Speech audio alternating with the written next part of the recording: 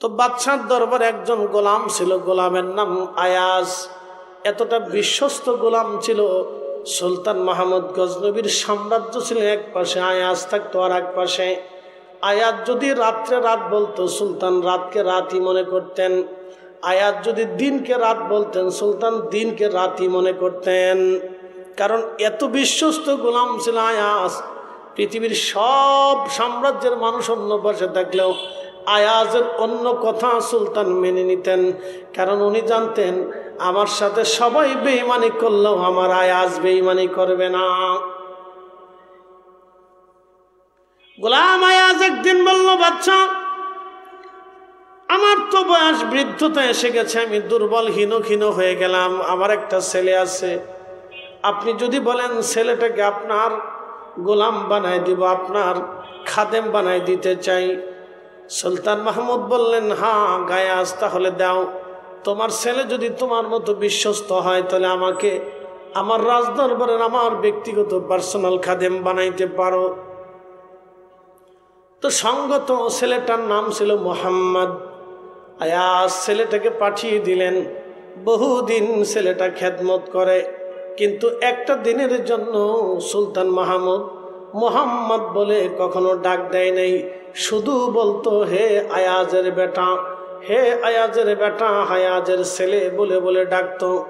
তো অনেকদিন পরে ছেলেটা বাড়ি যায় বলতেছে, আব্বা জান, আপনি এমন একজন মনিবের বাড়ি আমাকে কাজে লাগাইলেন যে আমার নাম ধরে ডাকে না, শুধু আয়াজের বেটা বলে ডাকে। আব্বা জান, আপনি কি বলবেন যে জিজ্ঞেস করবেন যে আমার মনিব কি আমার উপরে বেজার না আপনার উপরে বেজার? গোলাম আয়াজ দৌড়ে গেছে। বাচ্চা,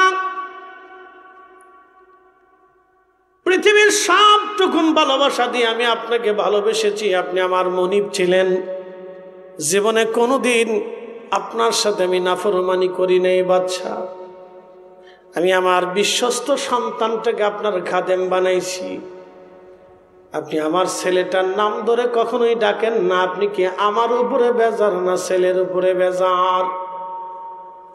সুলতান মাহমুদ ডাক দিয়ে বললেন, আয়াজ রে, পৃথিবীর মানুষ এক পাশে আর তুমি ভিন্ন পাশে।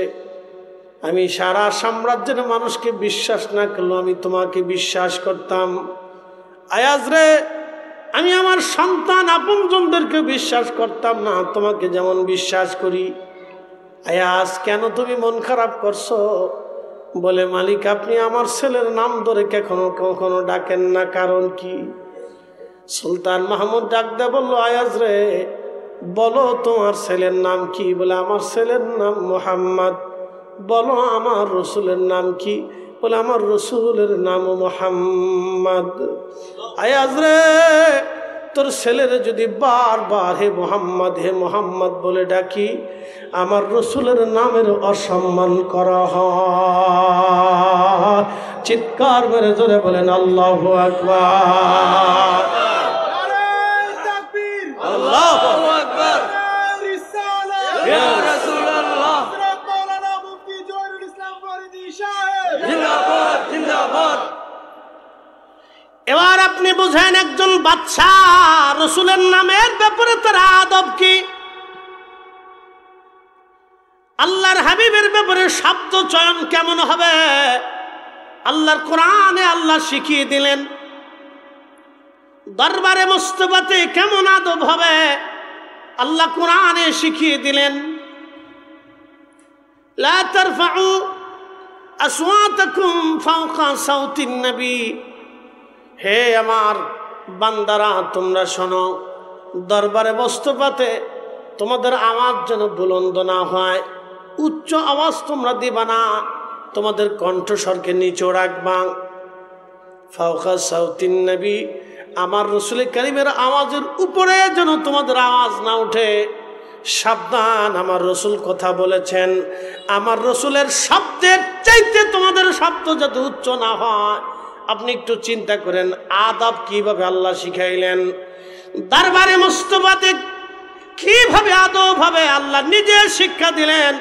আমার নবীর আওয়াজের উপর দিয়ে আওয়াজ যেন উপরে না উঠে, উপরেও না উঠে। সাবধান, যদি দরবারে মুস্তাফা রাসালাতের দরবারে আমার মহান হাবিবের দরবারে তোমাদের বেয়াদবি হয়ে যায়, আং তাহবাতা আমালুকুম, তোমরা জীবনে যত হজ করো, যত যাকাত দাও, যত তাহাজ্জুদ পড়ো, যত নামাজ পড়ো, যত জিকির করো, যত শহীদ হও, যত আল্লাহর পথে তোমরা দিন কাটাও, কোনো ইবাদত আমি রাব্বে কারীমের দরবারে কবুল হবে না।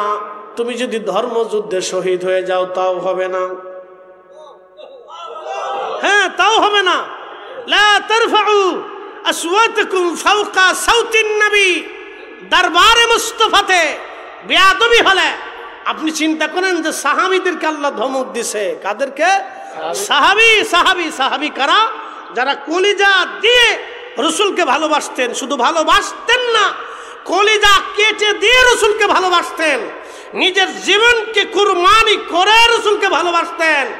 তারার আওয়াজটাও যেন আল্লাহর হাবিবের আওয়াজের চাইতে উপরে উঠে না যা।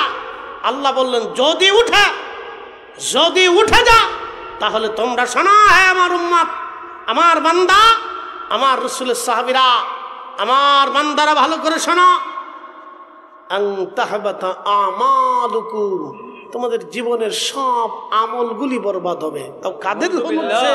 সাহাবীদেরকে। সাহাবীদের আমল বুঝেন? সাহাবীরা, আল্লাহর নবী বলছেন আমার সাহাবীরা 1 টাকা আল্লাহর পথে 1 দিরহাম ব্যয় করেছে। আমার উম্মত তোমরা শোনো, আমার সাহাবীদের পরে তোমরা উহুদ পরিমাণ সম্পদ যদি আল্লাহর পথে ব্যয় করো, যত দাম না হবে, আমার একজন সাহাবী 1 দিরহাম আল্লাহর পথে খরচা করলে তার চেয়ে বেশি হবে। একসাথে বলা যাবে না আল্লাহু আকবার? না না, জোরে জোরে জোরে বলেন, জোরে জোরে। সেই দরবারে মুস্তাফার আদব কি হবে আল্লাহ নিজে শিখিয়েছেন। তারপরেও যাদের হুঁশ না ফেরে বলবো এটা কপালের দোষ, বদনসিব। কি কথা কর না কেন? ঠিক আছে। তারপরে যদি কারো হুঁশ না ফেরে এটা বদনসিব, এগুলো বদনসিব, এগুলো তাদের শিক্ষা ব্যবস্থা, এগুলি তাদেরকে শেখানো হয় তাদের প্রতিষ্ঠানগুলি থেকে, তাদের মাদ্রাসা মক্তব প্রতিষ্ঠানগুলি থেকে এইগুলি বেয়াদব শিখানো হয়। আর আমরা বললে আমরা হয়ে যাই বেদাতি। যতদিন আল্লাহ জবান রাখে এবং জীবন রাখে ততদিন পর্যন্ত রাসূলের ইজ্জতের পক্ষে আমরা কথা বলবোই, হায়াত থাকলেও বলবো। যত জীবন বলার তৌফিক থাকে তত জীবন বলবো। কথা বলে ঠিক না বেটে? এতে মানুষ পছন্দ করুক আর না করুক, ও ছাতা দেখা আমাদের টাইম নাই। যার যার কবরে তাকে যেতে হবে। একটা কথা মনে রাখবেন, কোটি কোটি কোটি কোটি মানুষ যদি আপনার ভক্ত হয় আর কোটি কোটি মানুষ আপনার জানাজাতে উপস্থিত হয়, রাসূল যদি বেজার থাকে, আল্লাহর কসম করে বলি কোটি কোটি মানুষ আপনার জানাজাতে এসে কোনো লাভ হবে না। আর আল্লাহর নবী যদি আপনার উপরে সন্তুষ্ট থাকে, আপনার জানাজা যদি দুনিয়াতে নাও হয় তাও আপনার কোনো কিছু হবে না। কথা ঠিক আছে না ভাই? আপনার কোনো লস নাই, রাসূল আপনার উপরে খুশি। একসাথে বলবেন আল্লাহু আকবার। এটা মনে রাখবেন, সূত্র সহজ, একবারে সহজ সূত্র, এর চাইতে সূত্র সহজ আর কিছু নাই। পৃথিবীর সব মানুষ বেজার হয়ে যাবে, ও ছাতা দেখার সময় নেই। পৃথিবীর সব মানুষ যদি আপনার কবরে ফুল ছিটায়, আল্লাহর হাবিব যদি আপনার উপর অসন্তুষ্ট থাকে, পৃথিবীর সব মানুষ কবরে ফুল ছিটাইলেও কোনো লাভ হবে না। আল্লাহ রাসূল যদি আপনার উপরে খুশি থাকে, পৃথিবীর মানুষ যদি আপনাকে কবরস্থ নাও করে তাও আপনার কোনো দুঃখ নাই। কি কথা বলেন না কেন? ঠিক আছে না? আল্লামা ইমাম আবু নুআইম ইসফাহানি হিলওয়াতুল আউলিয়ার ভিতরে একটা ঘটনা লেখেন। মুসা আলাইহিস সালামের এক উম্মত 200 বছর পর্যন্ত তাকে শরীয়তে পাওয়া যায় না। তো মুসা আলাইহিস সালামের শরীয়ত তো খুব শক্ত, তো শক্ত শরীয়তের কারণে লোকটা 200 বছর পরে মারা গেছে। লোকেরা ধরে নিয়ে শহরের ময়লা আবর্জনা যেখানে ফেলে সেখানে ফেলে দিছে। তা আপনি বুঝেন তো কুমিল্লার যত ময়লা আবর্জনা যেখানে ফেলা, এই জায়গাটা কত উৎকৃষ্ট জায়গা নাকি বলেন? খুব সুন্দর সুঘ্রাণ এখান থেকে আসে, একবার বিনা পয়সায় পাবেন। এখানে দাঁড়াইলে যে কি পরিমাণে সেন্ট পাবেন, তো এটা কোনো ভাষায় প্রকাশ করার কায়দা নেই। শুধু খালি দাঁড়াবেন, বিনা পয়সায় দেখবেন শুধু আসতেছে, খালি আসতেছে। এই ময়লার ভিতরে লোকেদেরকে ফেলে দিয়ে চলে আসে। সাথে সাথে আল্লাহ ওহী করে বললেন, মুসা আমার বান্দাকে তুমি ময়লার মধ্যে রাখছো কেন? বলি ইয়া রব্বি 200 বছরে যাকে শরীয়তে পাইলাম না, একটা নাফরমানের জন্য আপনি আমাকে সহি করলেন, লোকেরা তাকে ময়লার মধ্যে রেখে আসছে। মুসা আলাইহিস সালামকে আল্লাহ বললেন, মুসা আমি মাফ করে দিছি। আসতে হয়ে গেল না? সুবহানাল্লাহ। কি করছে? মাফ করে দিছিস। আল্লাহ মাফ করলে আমাদের করার কিছু আছে না? আল্লাহর জিজ্ঞেন, আল্লাহ 200 বছর বেটা নামাজ নাই, রোজা নাই, জিকির নাই, ফিকির নাই, তুমি তারা মাফ করে দিলে? কাম করছো আল্লাহ? বান্দার কোনো কৈফিয়ত আছে? কোনো মামলা নতুন করে আবার কোনো কোর্টে আদালতে এই মামলা আবার উত্থাপন করার সুযোগ আছে? নাই তো। উনি সুপ্রিম পাওয়ারের অধিকারী, উনি ক্ষমা করবে কি করবে না উনি জানেন, তো মাফ করে দিছে। তো মুসা আলাইহিস সালাম বলেন, ইয়া রাব্বি মাফ করে দিলেন কারণটা কি? বলে, মুসা রে, দুনিয়ার মানুষ যখন ঘুমাইতো আমার বান্দা তখন জেগে জেগে তাও রাত পড়তো। সুবহানাল্লাহ। তো ফোনা অবস্থায় যেখানে আমার রসুলের নাম পাইতো ওই নামের মধ্যে চুমা লাগাইতো।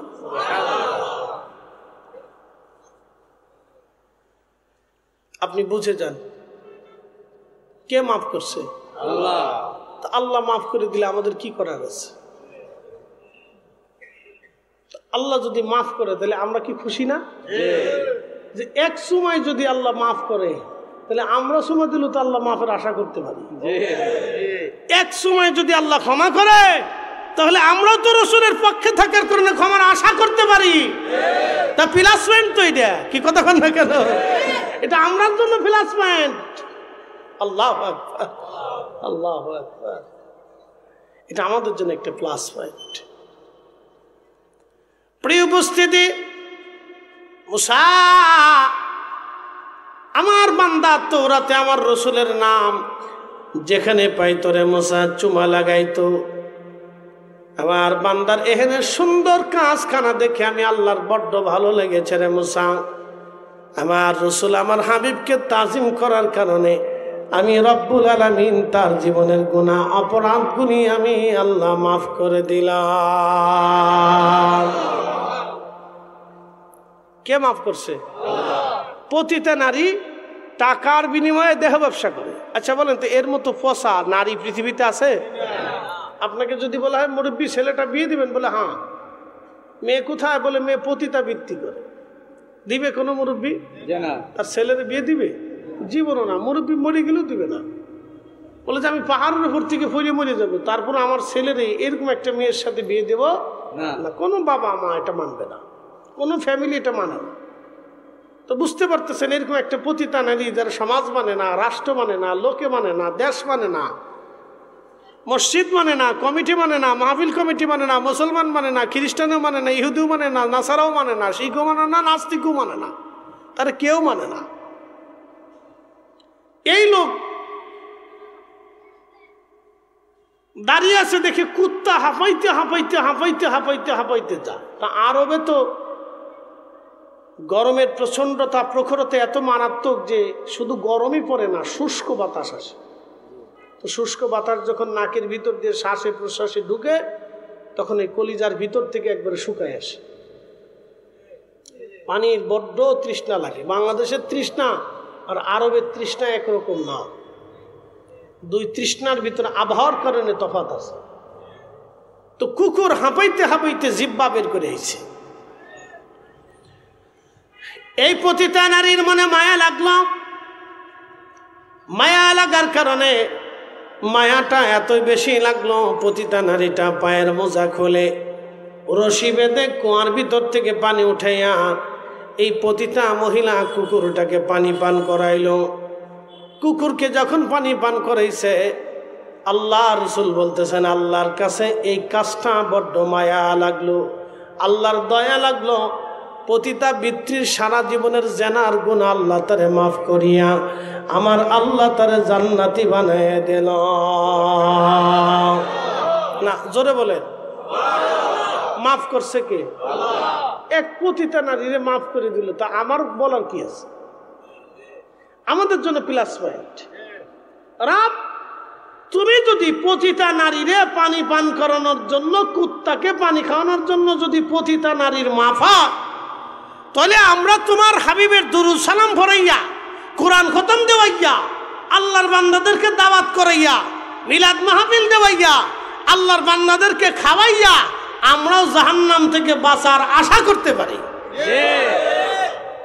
বেদাতের মাসলা তো পরে আসেননি, ও সাথে তো আরো বহু পরে। কি কথা কন না কেন? বেদাতের ফতোয়া তো আরো বহু পরে। এগুলি পরের মাসালা, এগুলো সূত্রের ভিতরেই পড়ে না। মা উহদিসা মিম্মা ইউখালিফু কিতাবান আও সুন্নাতান আও আসারান ফাহাদিহি বিদআতুদ দালালা। ইমাম শাফি, বাইহাকি, ইমাম নবী, হাজার আসকালানি, মোল্লা আলী কারি মাক্কি, ইমাম ইজ্জুদ্দিন, ইমাম সুয়ুতি, ইমাম সাখাবি থেকে এক জমাত মুহাদ্দিস বলছেন, যেটা কোরআনের বিপরীত, এই কোরআনের বিপরীত সেটা বেদাতে দলালা।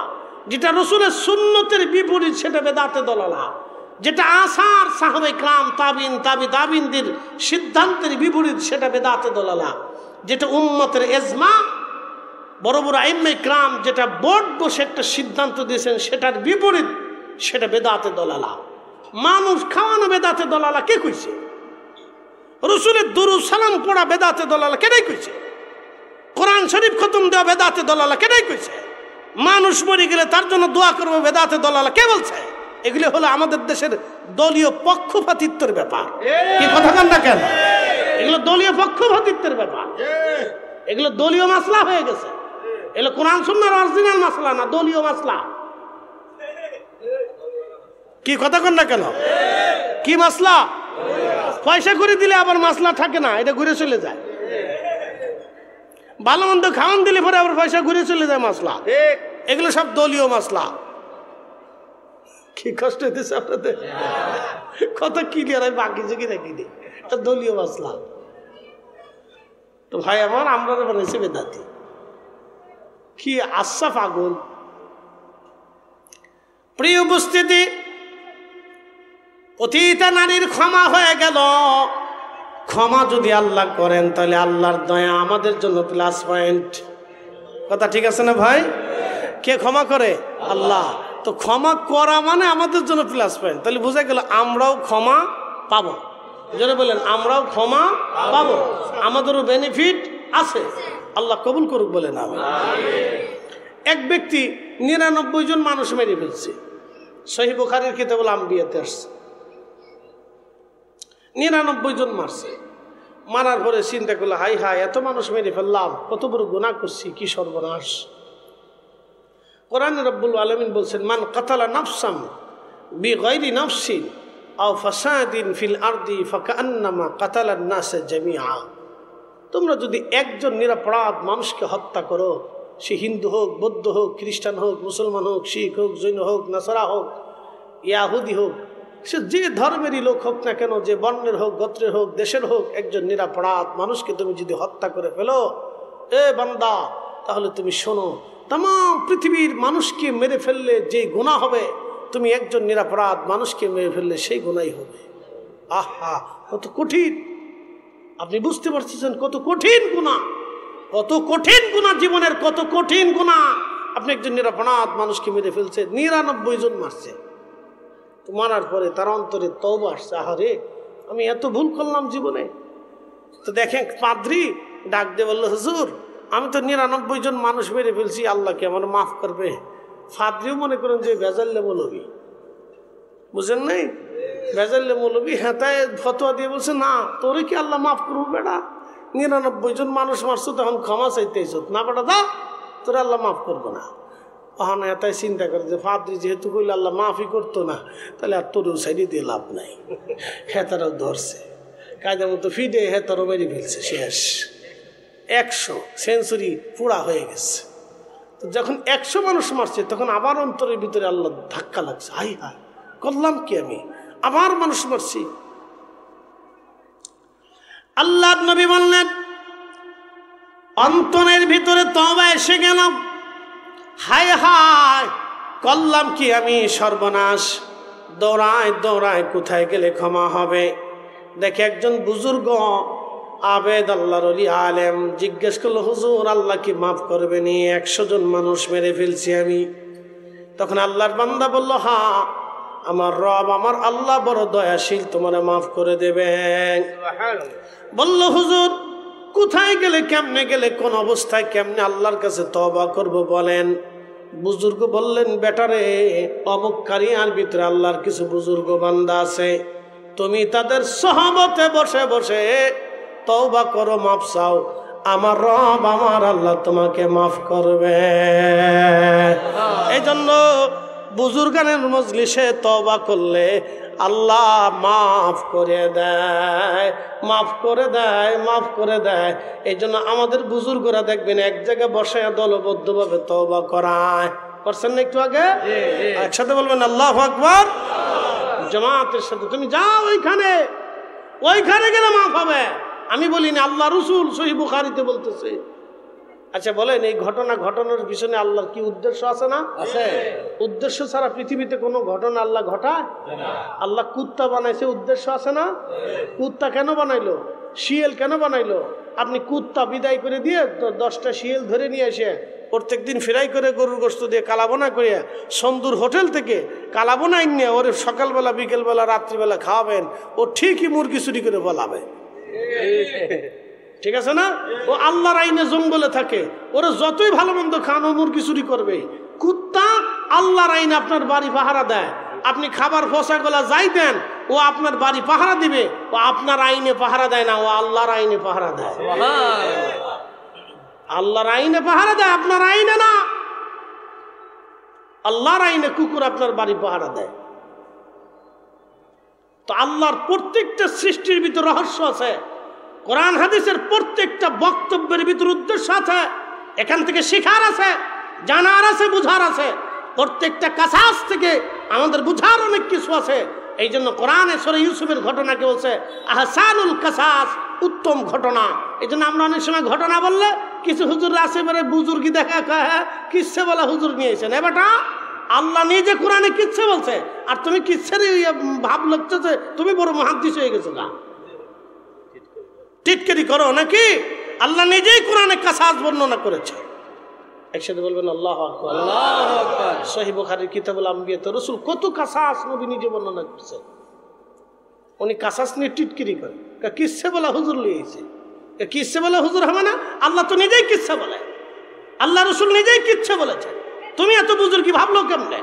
বিরাট বড় বুজুর্গ হইছো নাকি? প্রিয় উপস্থিতি, খুব মনোযোগ দিবেন। আল্লাহর হাবিব ডাক দিয়ে বলেন, সাহাবীরা, আল্লাহর বান্দা তখনই দৌড় মেরেছে বুজুর্গদের বাড়ির দিকে। ঠিক এমন সময় তার মৃত্যু এসে গেল। কারণ আপনারা জানেন, নির্দিষ্ট সময় মৃত্যু আসলে অতিবাহিত করার আর সুযোগ আমাদের কারণেই।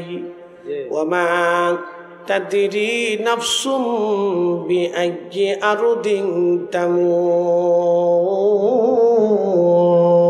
আল্লাহু আকবার। কখন কোন জায়গা কোন অবস্থায় মানুষ মারা যাবে আল্লাহ ছাড়া কেউ জানে না, আল্লাহ ছাড়া কেউ জানে না। ও হাজিরিন, মনোযোগ দিয়ে কথাগুলি শুনে যাবেন। আহা, রব্বুল আলামিন, আমার আল্লাহ, আমার রব, আল্লাহ নবী বলতেছেন, ও আমার উম্মতেরা শোনো। তখনই মৃত্যু এসে গেল। আজরাইল তার জান কবজ করে নিয়ে চলে গেল। নিথর দেহটা তার পড়ে আছে। আল্লাহ রসুল বলতেছেন, জান্নাত এবং জাহান্নামের ফেরেশতারা আসছে তাকে নিয়ে যাওয়ার জন্য। জান্নাতের ফেরেশতারা বলে, আমরা তাকে জান্নাতে নিয়ে যাব। জাহান্নামের ফেরেশতারা বলল, আমরা তাকে জাহান্নামে নিয়ে যাব। দুই দল ফেরেশতার মধ্যে বদানুবাদ চলতেছিল। সহিহ বুখারীতে রসুল বলতেছেন, আমার রব সবই তো জানেন, তারপরেও দুই দল ফেরেশতার বদানুবাদ। আমার রব বন্ধ করার জন্যে একজন ফেরেশতাকে পাঠিয়ে দিয়ে বললেন, যাও তুমি তাদের মধ্যে ভেজাল মীমাংসা করে দিয়ে আসো, বদানুবাদ মীমাংসা করে দিয়ে আসো। ওই ফেরেশতা যখন এসে জিজ্ঞেস করলো, তোমরা কি নিয়ে বদানুবাদ করো? তখন এক ফেরেশতারা, জান্নাতের ফেরেশতারা বলল, দেখো আল্লাহর বান্দা তওবা করার জন্য অমুক কারিয়ার বুজুর্গদের বাড়ির দিকে রওনা করেছিল, কিন্তু যেতে পারে নাই, যাওয়ার আগেই মৃত্যু হয়ে গেছে, সেই জন্য আমরা তাকে জান্নাতে নিয়ে চলে যাব। জাহান্নামের ফেরেশতারা বলে, দেখো সে নিয়ত করে রওনা দিয়েছিল কিন্তু যেতে পারে নাই, যেহেতু পারে নাই সে তো আমরা তাকে জাহান্নামে নিয়ে যাব। দুই দল ফেরেশতার ভিতরে বদানুবাদ চলতেছিল। তখন ওই ফেরেশতা বলল, দেখো বিতর্ক করে কোনো লাভ নাই, তোমরা একটা কাজ করো, আল্লাহরে বান্দা যেখান থেকে রওনা করেছিল ওইখান থেকে ওই কারিয়া বুজুর্গদের বাড়ি পর্যন্ত সীমানা রাস্তা কত, রাস্তা মেপে দেখো, এই বান্দা যদি অর্ধেক রাস্তা অতিক্রম করে তাহলে তাকে জান্নাতে নিয়ে যাও, আর যদি অর্ধেক রাস্তায় পিছনে পড়ে যায় তাহলে জাহান্নামে নিয়ে যাও। এক বর্ণনাতে আসছে রাস্তা মাপার সময় সে 1 বিঘত রাস্তা পিছনে পড়ে গেল, ফেরেশতারা বলল আমরা জাহান্নামে নিয়ে যাব। আল্লাহ ডাক দিলেন, এ জাহান্নামের ফেরেশতারা, এখন আমার বান্দাকে জাহান্নামে নেওয়ার সময় হয় নাই, অপেক্ষা করো, কিছু সময় পরে আবার আল্লাহ বললেন আবার মাপ দাও। এবার রাস্তা মাপ দিয়ে দেখলো 1 বিঘত রাস্তা সামনের দিকে চলে গেছে। ফেরেশতারা বলল, ইয়া রাব্বি, আমাদের মাপে তো ভুল হয় না, কিন্তু আগে দেখলাম পিছনে পড়লো, এখন সামনে চলে গেল, কারণ কি? আল্লাহ ডাক দিয়ে বলেন, ফেরেশতারা রে, আমার বান্দা তওবা করার জন্যে, ক্ষমা পাওয়ার আশা নিয়ে আমার বুজুর্গদের বাড়ির দিকে রওনা করেছিল, সেই জন্য আমি আল্লাহ বড় দয়া করে আমি আমার বান্দার জীবনের গুনাহগুলি আমি আল্লাহ মাফ করে দিলাম। না আরো জোরে বলেন, ক্ষমা করছে কে? আমরা কি কৈফিয়ত চাইতে পারবো? উনি দয়া করে মাফ করে দিছে। তার অর্থ হলো, উনি মাফ করার অর্থ হচ্ছে আমাদের জন্য সুসংবাদ আছে। কথা ঠিক আছে না ভাই? আমাদের জন্য কি আছে? সুসংবাদ আছে। এত বড় অপরাধে যদি মাফ পায় তাহলে আমরাও মাফ পাবো। বলেন না আল্লাহু আকবার। না না, হয় না, হয় না, আরো জোরে জোরে বলেন, জোরে। এত বড় অপরাধী মাফ পাইলে আমরাও পাবো। আশা আছে না ভাই? আশা আছে, আশা থাকে। আল্লাহ কোরআনে বলছেন, তোমরা আশা ছাড়িয়ে দিও না, লা তাকনাতু মির রাহমাতিল্লাহ, আমার রহমত থেকে তোমরা নিরাশ হইও না, তোমরা আশা ছাড়িয়ে দিও না। আমরা আশা ছাড়ি নেই, আশা ছাড়ি না বিধায় বারবার আল্লাহর কাছে হাত তুলি, আল্লাহ মাফ করে দেন, আল্লাহ মাফ করে দেন। আর ওনারা আশা করে না বিধায় দুয়া থেকে মুসলমানদেরকে বাতিল করে দিছে যে লাগবে না, না করলেও চলে। কি বুঝলেন? বুঝে যাবে, খালি দলিল দিলে হবে, আকল দিয়ে বুঝতে হয়। আমরা আশা করি বিধায় বারবার চাই আল্লাহ মাফ করে দেন, ভুল হয়ে গেছে। আর ওনারা আশা করে না বিধায় নিজেও করে না, আর মুসল্লিরও বাদ করে দিচ্ছে যে আপনাদের করা লাগবে না। শয়তানকে 1450 বছরে যা পারি নেই তো তোরা তা করে দিছিস, কোনো অসুবিধা নেই, তোরা আমার জাতি ভাই। কি কথা খারাপ করেছি ভাই? শয়তানকে, তোরা আমার জাতি ভাই, 1450 বছরে যা পারছি না তোরা তা করে দিছিস। বুঝতে পারছেন? এই জন্য বুঝতে হবে আমাদেরকে অনেক কিছু শিখার আছে, বুঝার আছে, জানার আছে। ক্ষমা আল্লাহ করবে, আমার কি করার আছে? রব্বি কারীমের দয়া লাগছে, মাফ করে দিছে। শেখ সাদি রহমতুল্লাহ ঘুমাইছে, ইন্তেকাল করছে, তো এক আল্লাহর ওলি স্বপ্ন দেখে, সাদি আল্লাহ তোমার সাথে কেমন ব্যবহার করছে? বলে আমার রব আমাকে মাফ করে দিছে। বলে সাদি তোমাকে মাফ করলো কোন আমলে? বলে আল্লাহ আমাকে ডাক দেখে, সাদি তোমার জীবনের কোনো আমল আমার কাছে পছন্দ হয়নি, কিন্তু তুমি আমার রসুলের সামনে নাত লেখছিলে, বালাগালুল আবি কামালিহি, আমার রসুল পছন্দ করছে, আমি আল্লাহ সেই জন্য তোমাকে মাফ করে দিছি।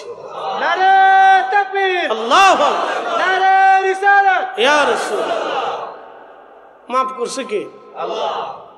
আল্লাহ মাফ করে দিলে আপনি কি করবেন? তার মানে আমাদের জন্য সুসংবাদ হলো, শেখ সাদির যদি রসুলের নাত গাওয়ার কারণে মাফ হয়, তাহলে আমরাও নবীর দুরুদ সালাম, নবীর নাতিয়ার জন্য, রসুলের প্রশংসার জন্য আমরাও মাফের আশা করতে পারি। সূত্র বুঝতে হবে, আল্লাহর দয়া। যতই বেদাতি কেউ ছাতাগুলি দেখার সময় নেই। বেদাতি কইলে কোন যে ভাই তোমার বেদাতের গাঠি বক্সা নিয়ে তুমি কম্বলের ভিতর করে নিয়ে রাত্রিবেলা ঘুমাই থাকো, ওগুলি দেখার সময় আমাদের নাই। প্রিয় ভাই আমার, বিজরাবাসী, শানের সালাত, শানে মুস্তফা, আল্লাহর হাবিবের শান, বন্ধু আমার, এটা অত্যন্ত মহা ঊর্ধ্বে। যদি ভুল করে বসেন সর্বনাশ হয়ে যাবে। পবিত্র রজব, মেরাজের মাস। এই রজব মাসে আল্লাহ তার রসুলকে নিয়ে গেলেন। নিলেন তো নিবেন, জিব্রাইলকে পাঠাইলেন নবী নেওয়ার জন্যে।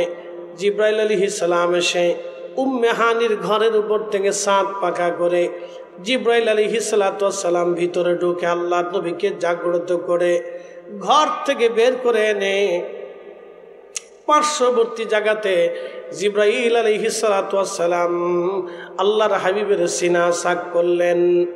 সিনা সাক করার পরে পবিত্র কাল্ব মোবারক বের করে জমজমের পানি দিয়ে ধৌত করলেন।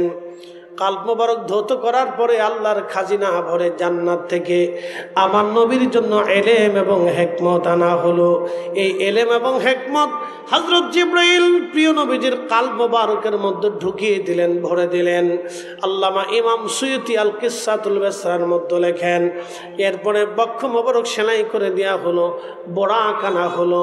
বরাক আনার পরে আল্লাহর নবীজি বরাকের পিঠে চড়ে রওনা হয়ে গেলেন। অনেক লম্বা লম্বা ঘটনা। নবীজি বলতেছিলেন, আমি যাচ্ছিলাম, যাওয়ার সময় দেখলাম মারার তুবি মুসা ওয়াহুয়াইউসল্লি ফি কবরিহি, আমি দেখলাম মুসা নবী দাঁড়ায় দাঁড়ায় কবরের ভিতরে নামাজ আদায় করতেছে। আমি বাইতুল আকসায় চলে গেলাম। আকসাতে যাওয়ার পরে দেখি ইব্রাহিম আলাইহিস সালাম নামাজে দাঁড়ানো। ওরে আমার উম্মতেরা, ইব্রাহিম তোমাদের নবীর মতো দেখা যায়। আমি আরো দেখি ঈসা রুহুল্লাহ দাঁড়ানো, ঈসা রুহুল্লাহর চুলগুলি ঘাড় বাবরি। আমি আরো দেখলাম মুসা আলাইহিস সালাম নামাজ পড়ে, তার চুলগুলি কুকরানো, গধূম বর্ণের, বেশি লম্বাও না বেঠেও না, মিডিয়াম সাইজের। আমার উম্মতেরা, আমি দাঁড়িয়ে আছি। এক এক করে ১৬ লক্ষ সাহাবী মসজিদের মধ্যে ঢুকলেন। ঢোকার পরে একামত শুরু হয়ে গেল। জিব্রাইল ডাকতে বলে, হুজুর আর কার জন্য অপেক্ষা? আজকে সব নবীদের ইমাম হয়ে আপনি নামাজ পড়াবেন। আজকে আপনি ইমামুল মুরসালিন। একবার জোরে বলা যাবে কি আল্লাহু আকবার। প্রিয় নবী বললেন, আমি নামাজ পড়াইলাম। এখন প্রশ্ন করি, নামাজ কি মেরাজে যাওয়ার সময় আইছে না মেরাজ থেকে আসার সময় আইছে? আসার সময়। মেরাজ থেকে আসার সময় নামাজ আইছে না? তো নবীজি যাওয়ার সময় 2 রাকাত পড়াইলেন। বুঝেন আপনি? একসাথে বলবেন আল্লাহু আকবার। নবীজি যাওয়ার সময় কয় রাকাত পড়াইছেন? তো নামাজ তো আইছে মেরাজ থেকে আসার পরে। তো রসুল সব নবীদের পিছনে রাইখা নবীজি সামনে দাঁড়াইলেন।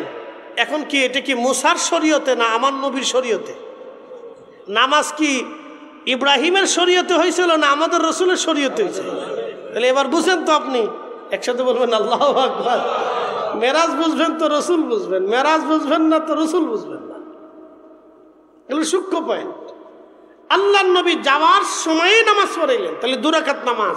তার অর্থ হচ্ছে জিবরাইল আসার আগেই নামাজ সম্পর্কে নবী অবহিত ছিলেন। কি কথা কন না কেন? জিবরাইল নামাজ শিখানোর আগেই রসুল নামাজ সম্পর্কে কি ছিলেন?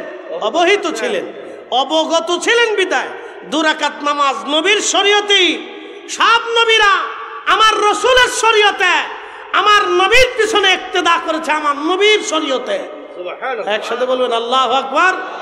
তার অর্থ প্রকান্তরে পরোক্ষভাবে সব নবীরাই আমার রসুলের উম্মত, এতাআত করছে। একসাথে বলবেন আল্লাহু আকবার। বুঝে যাবে, বুঝাটা জরুরি। মেরাজ বুঝা মানে রসুল বুঝা। এই জন্য আমাদের দেশে যারা বুকে হাত বাঁধে নামাজ পড়ে, ওরা মেরাজ এটা স্বপ্ন হয়েছিল, বাস্তবে না। বুঝতে পারছেন? শতান কত প্রকারের দেশে হয়েছে আপনি হিসাব করে পাবেন না। বিরাট বড় বড় দাড়িওয়ালা শয়তান দেশে ঢুকছে, বুঝে সুঝে কাজ করে। কাজ যেটা করবেন বুঝে সুঝে করবেন, তাহলে বিপদ হয়ে যাবে, একবার মহা বিপদে পড়ে যাবে। তো আল্লাহর নবী নামাজ শেষ করে বের হচ্ছেন, এমন সময় একটা পাথর রসুলকে সালাম দিল। সালাতু আসসালামু আলাইকা ইয়া রাসূলুল্লাহ। প্রিয় নবীজি ডাক দিলেন, পাথর কেন সালাম দাও? পাথর বলতেছি, ইয়া রাসূলুল্লাহ আমি সালাম দিচ্ছি, আমি 1400 বছর ধরে দাঁড়ানো, হুজুর আপনার অপেক্ষায় আছি। বলে কেন? ইয়া রাসূলুল্লাহ আমি শুনছি আপনি মেরাজ করবেন, সব নবীরা নামাজ পড়বে আপনার পিছনে, আপনি এখান থেকে বরাকে চড়ে আসমানে রওনা দিবেন। নবী গো, আপনার কদম মোবারকের একটু ধুলির আশায় আমি পাথর দাঁড়ানো আছি। বলে পাথর তোমার আবেদন মঞ্জুর। আল্লাহর নবী পাথরের উপরে কদম রাখবে, ঠিক তখনই আল্লাহ ডাক দিলেন, পাথর মোমের মতো নরম হয়ে যাও রে পাথর, সাবধান পাথর, আমার বন্ধুকে আমি দাওয়াত করেছি। আল্লাহর নবী কদম মোবারক রাখলেন, পাথরের মধ্যে নবীর কদমের দাগ লেগে গেল। এখনো সেই পাথর বাইতুল আকসাতে এখনো আছে। একসাথে বলবেন আল্লাহু আকবার। মাকামে ইব্রাহিমে ইব্রাহিম আলাইহিস সালামের পায়ের দাগের পাথর এখনো মাকামে ইব্রাহিমে আছে, আর আমার নবীজির পা মুবারকের দাগের পাথর এখনো বাইতুল আকসাতে আছে। ওই পাথর থেকে এখনো বিনা আতরে বিনা সুগন্ধিতে পাথর থেকে সুঘ্রাণ আসতে থাকে। ওই পাথরে যে সুঘ্রাণ আমি ওহুদে জায়গা একই সুঘ্রাণ পেয়েছি। ওহুদের যেখানে ফাঁকা জায়গাতে নবী বিশ্রাম করেছিলেন, রাত্রিবেলা গেলে সেখান থেকে আল্লাহর বেহেশতের ঘিরান এখনো আসে। একসাথে বলেন আল্লাহু আকবার। আমি নিজের আশাকি ঘন্টার পর ঘন্টা বসেছিলাম। আমরা 4-5 জন আলেম ছিলাম, সিলেটের কয়েকজন আলেম একসাথে ছিল, একজন লন্ডনে ছিল, হ্যাঁ গত হাজে আল্লাহু আকবার, একবারে সুঘ্রাণ আসতে থাকে রাত্রিবেলা। আপনি ঠিক সেম একই গ্রাম, বাইতুল আকসার পাথরে যে গ্রাম, ওহুদের এইখানে একই গ্রাম, সেম গ্রাম। 1450 বছর পরেও রসুলের মুজেজাত চলমান। একসাথে বলা যাবে না আল্লাহু আকবার। আপনি বুঝেন আমরা সেই নবীর উম্মত। আল্লাহু আকবার। তাকে আল্লাহ কি পরিমাণে সম্মান মর্যাদা বুলন্দি দিয়েছিলেন, এটা আমরা আহলে সুন্নাত ওয়াল জামাতের যারা আছি আমরা হয়তো আপনাদের সামনে বর্ণনা করি, বলি বারবার, ঘন ঘন বলার কারণে। শোনেন, the rolling stone gathers no moss, যে পাথর সবসময় গড়া সেটাতে কখনো শ্যাওলা জমে না। মনে রাখবেন, যে পাথর ঝর্ণার পানিতে সবসময় গড়াইতে থাকে সেটার ভিতর শ্যাওলা জমে না, এটা শ্যাওলা মুক্ত থাকে, ময়লা মুক্ত থাকে। আপনি যত গোসল করবেন তত শরীর থেকে ময়লা চলে যাবে। গোসল করবেন না, দেখবেন 7 দিন 8 দিন 10 দিন 15 দিন পর আপনার শরীরে ময়লা পড়ে গেছে, গন্ধ বের হয়ে আসছে। ঠিক আছে? তো এই জন্য আমরা বারবার আপনাদেরকে ওয়াজে ফাঁকে শানে রিসালাত এই জন্য শোনাই যে আপনি যাতে কখনো পথভ্রষ্ট না হন। কি কথা ঠিক আছে না ভাই? এই জন্য আপনাদেরকে বারবার এইটা আপনার কি করি, ঘষা মাজা করি, আপনাদেরকে বারবার রিপ্লাই করি, শোনাই। কারণ মানুষ তো এটা ভুলে যায়, মানুষ এর আদত হচ্ছে ভুলে যাওয়া। আদম আলাইহিস সালাতু ওয়াস সালাম থেকে এটা হয়ে আসছে। মানব জাতি কখনো না কখনো ভুলে যায়। যেমন একটা প্রবাদ আছে যে চোখের আড়াল হলে মনের আড়াল হয়, সত্য প্রবাদ। চোখের আড়াল হলে মনের আড়াল হয়ে যায়। এই জন্য কিছু কিছু বিষয় আছে আপনাদের নলেজের আড়াল হয়ে যায়, মগজের আড়াল হয়ে যায়, ধ্যানের আড়াল হয়ে যায়। তখন এই ওয়াজ নসিহতে বসলে উলামা ইকরাম যখন বলে তখন এটা আবার স্মরণে পড়ে। ঠিক আছে? Rolling stone gathers no moss, অর্থাৎ যে পাথর ঝর্ণার পানিতে গড়াইতে থাকে এটার মধ্যে কখনো শ্যাওলা জমে না, এটা হচ্ছে প্রবাদ।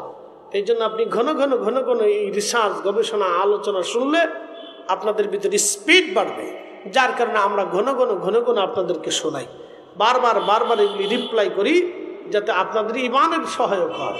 আল্লাহ আমাদের প্রত্যেকের কবুল করুক, সকলে বলে না আমিন। আমরা কি পৃথিবীতে চিরকাল বেঁচে থাকবো? এখানে 100 বছর বয়সী কেউ আছে? তার অর্থ হলো 100 বছর যারা এই বিজরাতে ছিল তার অধিক মানুষ কবরে চলে গেছে। ঠিক আছে না বাবাজি? 100 বছর আগে এই বিজরায় যারা ছিল তার অধিক মানুষ কবরে চলে গেছে। বাকি 100 বছর পরে আমরাও কবরে চলে যাব, কিন্তু বিজরার জায়গা বিজরা ঠিকই থাকবে। মাটি ঠিক থাকবে, জমিন ঠিক থাকবে, নতুন অধিকারী আসবে, নতুন মাতুব্বরি আসবে, জমিন ঠিক থাকবে। এটা কেউ নিবে না, ভাঙবে না, চুরবে না, এটা বন্যায় ভাষায় নিবে না, এটা ঠিকই থাকবে। এটা 1000 বছর আগে যেরকম ছিল এরকমই আছে, 10,000 বছর আগে যে জমিন ছিল এরকমই আছে, 50,000 বছর আগে যেরকম ছিল এরকমই আছে। শুধু দিনের পর দিন, বছরের পর বছর মালিকানা চেঞ্জ হয়েছে। তো ঠিক আমাদেরও এরকম মালিকানা আমরা চেঞ্জ হই, আমাদের নাম পরিবর্তন, নতুন নাম আসবে। আমরা পরিবর্তন হয়ে একসময় কি হয়ে যাব? মাটির সাথে মিশমার হয়ে যাব। মানুষের এতেকালের 24 ঘন্টা পরে পায়খানা রাস্তা দিয়ে দুর্গন্ধ আসে, একটা পোকা ছড়ায় যায়, এই পোকাটা সারা শরীরের মধ্যে ছড়াইয়া গন্ধ ছড়াইতে থাকে। তখন মানুষ সবাই বলে তারে কবরে দাও, কবরে দাও, কবরে দাও। শুনে যান, আজকে বাস্তবতা থেকে বলতেছি, আপনার মৃত্যুর পরে খাটিয়ার উপরে যে চাদরটা আপনার শরীরের উপরে দিয়ে দেওয়া হবে, ওই চাদরটা আপনার স্ত্রী, আপনার ছেলেরা কোনোদিনও বিছনায় বিছাবে না, ভয়ে। ভয়ে ভয়ে ভয় পায়। আমার এই চাদর মৃত্যুর সময় যদি আমার গায়ে দিয়ে দেন, আমার বাচ্চারা জীবনে ওই চাদর তারা গায়ে দিবে না। বাবার লাশের উপরে চাদরটা ছিল, ধুয়ে ওরা আলমারির ভিতর থুয়ে দিবে। বাবার লাশের উপরে চাদরটা ছিল, ডরায়, ভয় পায়। বুঝছেন? এটা অপ্রিয় সত্য। তার অর্থ কি জানেন? এখান থেকে শিখার আছে। এর অর্থ হচ্ছে আমাদের আগামী দিনের যাত্রা আপনার নিজেরটা নিজেকে বহন করতে হবে। শোনেন বিজরাবাসী, আপনার আগামী দিনের যাত্রা, কবরের যাত্রা নিজেকে নিজে বহন করতে হবে। এটা সংবাদ হলো, এটা ছেলে, স্ত্রী, পুত্র, কন্যা এই পোশাক আশাক নিয়ে ধুয়ে পরিষ্কার করে আর ব্যবহার করবে না, ডরায়, ভয় পায়। কিন্তু বাবার লাশের উপরে ছিল। স্ত্রী বলবে আমার স্বামীর লাশের উপরে ছিল, এটা আলমারির ভিতর থুয়ে দাও, এটা ব্যবহারের দরকার নেই। তা সে মূলত ব্যবহার করে না, ডরায়, এর লেগে। স্মৃতি রাখবে, স্মৃতি তো কত কিছুই আছে, ডরায়। আপনি হেতার বিছনায় বিছাই দিলে ঘুমাইতো না, ডরায়। বুঝতে পারছেন? চিরসত্য এগুলি। তো প্রিয় ভাই আমার, এর অর্থ হচ্ছে আগামীর দিনগুলি আমাদের যাত্রা একাই বহন করতে হবে। এই জন্য আল্লাহ কোরআনে বলে দিলেন, হে বান্দা লা তামুতুন্না, মৃত্যু হয়েও না, কবরে আইসো না, ইল্লা ওয়া আনতুম মুসলিমুন, মুসলমান হয়ে কবরে আসো, মুসলমান হয়ে কবরে আসো। মুসলিম কি? আসলামতু লিরাব্বিল আলামিন, তার জীবনের সবটুকু আল্লাহর জন্য নিবেদিত করার নাম হচ্ছে মুসলিম। আল্লাহর আইনগুলি নিজের জীবনে পুঙ্খানুপুঙ্খানুভাবে মেনে চলার নাম হচ্ছে মুসলিম। রাসূল কারীমের প্রত্যেকটা সুন্নাহ নিজেদের জীবনে বাস্তবায়ন করার নাম হচ্ছে মুসলিম। আল্লাহ আমাদেরকে কবুল করুক, সকলে বলে না আমিন। একদিন মাটির ভিতরে হবে ঘরে, মন আমার কেন বান্ধ দালান ঘর, মন আমার কেন বান্ধ দালান ঘর।